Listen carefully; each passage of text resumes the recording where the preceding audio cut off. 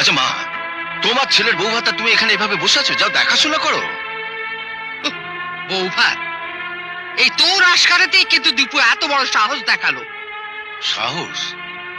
দীপু ভীতু ছিল কবে? আর তাছাড়া একে সাহস না বলে বাহাদুরি বলাই ভালো।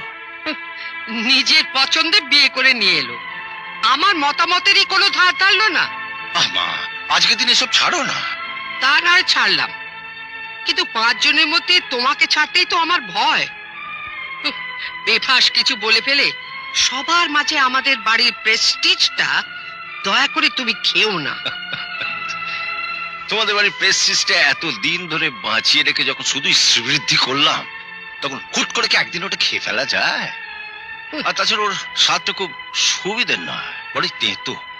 থাম, তোকে আর লেকচার দিতে হবে না, আমি মরছি আমার জ্বালা।